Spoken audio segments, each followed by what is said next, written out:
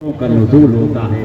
آج کا دن وہ ہے کہ جس دن رحمت آسمان سے اس طرح برستی ہے کہ سمجھ ہی میں نہیں آتا، نور اس طرح آسمان سے برستا ہے کہ اندازہ ہی نہیں ہوتا کہ کب ہمارا سر، کب ہمارا دل، کب ہمارا گھر، کب ہمارا مزاج، کب ہماری طبیعت، کب ہماری عادت، کب ہماری طینت سب نورانی ہوتی چلی جاتی ہے۔ مصطفیٰ کا احسان یہ ہے، مصطفیٰ کی آمد سے پہلے، مصطفیٰ کے تشریف آوری سے پہلے دنیا میں اندھیرا زیادہ تھا، اجالا کم تھا۔ اجالا اگر موسیٰ نے فرمایا تو اس کے بعد اس اجالے پر اندھیرے نے غلبہ پانے کی کوشش کی۔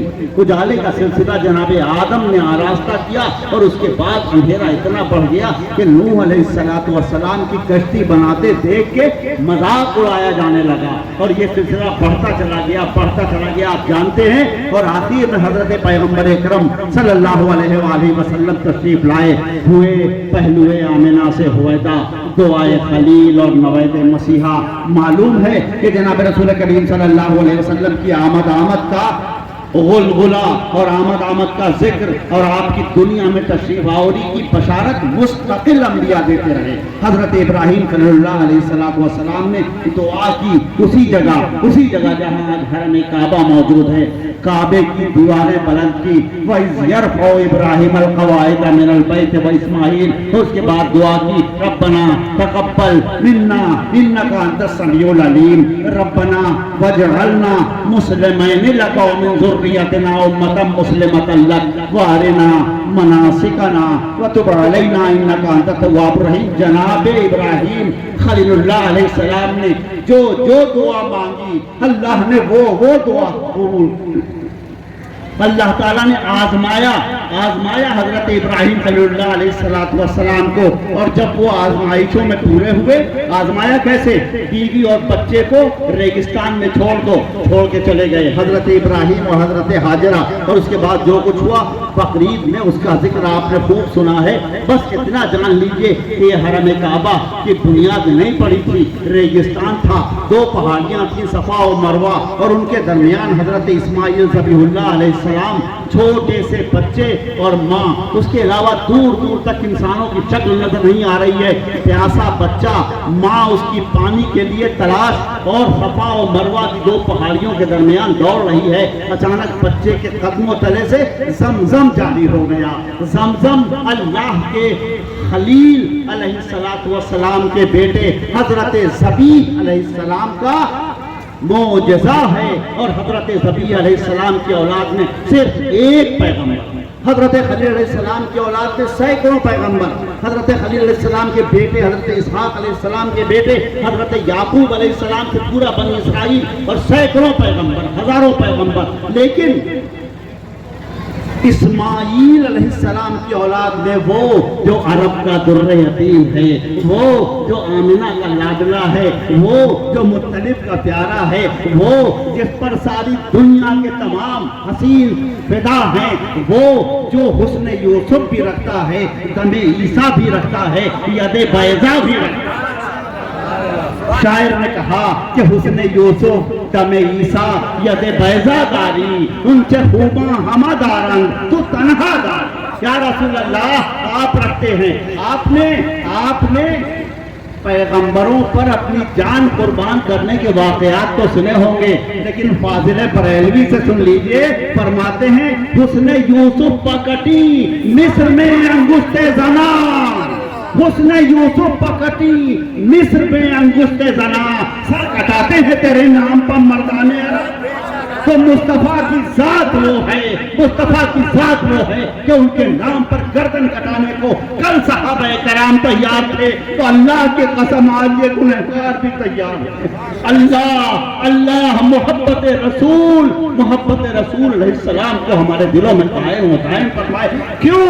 ان سے محبت کرنے کی ضرورت کیا ہے؟ تو ان سے محبت کرنے کی ضرورت یہ ہے کہ وہ انسانوں سے محبت کرنے میں خاندان کی تمیز نہیں کرتے، نسل کا فرق نہیں فرماتے، رنگ کا فرق نہیں فرماتے، مذہب کا فرق بھی نہیں فرماتے۔ انسان کی حیثیت سے کوئی ہو، کافر ہو کہ مومن، اگر وہ پیاسا ہے تو اس کو پانی پلاؤ، اگر وہ بھوکا ہے تو اس کو روٹی دو، اگر وہ بیمار ہے تو اس کا علاج کرو، اس کا سرٹیفکیٹ مت پوچھو، اس سے یہ مت پوچھو کہ وہ ہندو ہے کہ مسلمان ہے کہ سکھ ہے کہ عیسائی۔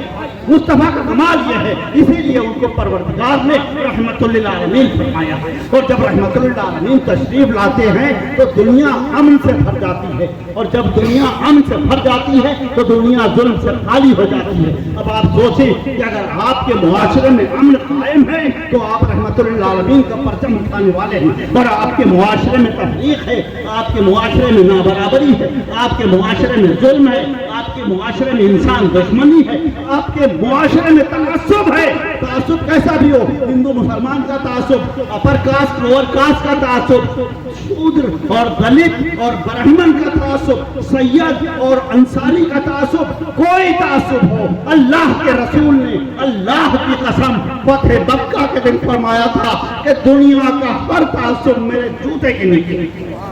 یاد رکھیے، یاد رکھیے، مصطفیٰ کے ماننے والے ہیں تو تعصب کے بت کو توڑ دیجئے۔ اگر آپ تعصب کے ساتھ مصطفیٰ کو مانتے ہیں تو ہمیں تو ہمت ہوتی ہے بھائی صاحب، آپ تو مصطفیٰ کا ماننے والا کہتے ہیں، ان کے ماننے والے ہیں تو انسان میں فرق مت کیجئے۔ بھوکا ہے تو روٹی کھلائیے، اس سے اس کا برتھ سرٹیفکیٹ اور اس کا نام نہ پوچھئے، بیمار ہے تو اس کا علاج کرائیے، اس لیے کہ آپ رحمت للعالمین کے ماننے والے ہیں۔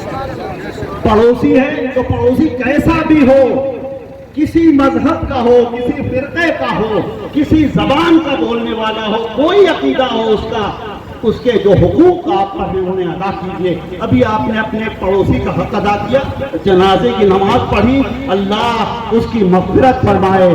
آج اس نے اللہ کے رسول کے عید میلاد کے روز اس دنیا سے رخصت اس کی ہوئی ہے، آج ہی کے دن سرکار دو عالم صلی اللہ علیہ وآلہ وسلم نے بھی پردہ فرمایا تھا۔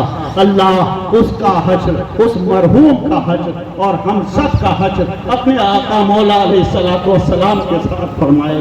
اللہ ہمیں اپنے حبیب علیہ الصلوۃ والسلام سے محبت کرنے کی توفیق عطا فرمائے۔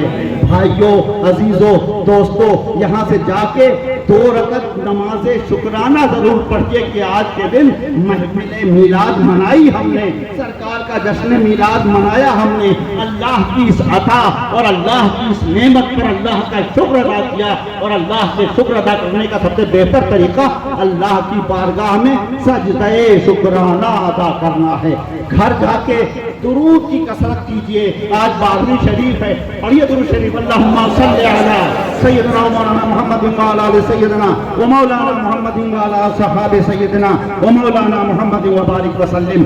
اور یہ درود پڑھتے رہیے، خدا جانے آپ کے کون سے درود کو، بھئی آپ پھول بہت سارے لے کے جاتے ہیں لیکن ایک پھول کوئی منتخب کر لیا جاتا ہے، یہ پھول آپ کے پھولوں میں سب سے اچھا ہے، تو یہ درود اللہ کی قسم اگر یہاں موجود مجمع میں سے کسی ایک بار پڑھا ہوا درود اور شکرانے کا ایک سجدہ قبول ہو گیا تو سب کی بگڑی بن گئی، سب کا کام ہو۔ بھائیوں، عزیزوں، دوستوں، آپ سے یہی التجا ہے، سرکار پر سلام بھیجیے، سرکار پر درود بھیجیے، سرکار کے واسطے سے اللہ سے دعا کیجیے کہ اللہ ہمارے حالات بہتر فرما دے، اور جب یہ سب ہو جائے تو اس گنہگار کے لیے بھی دعا کیجیے، اللہ آپ کی دعائیں قبول فرمائے اور آپ کو برتری عطا فرمائے، سربلندی عطا فرمائے، فضیلت فرمائے۔ تو اب راحت قلوب کا ذکر ظہور ہے، دعویٰ ہے عاشقی کا تو اٹھنا ضرور ہے۔ سلام پڑھیں۔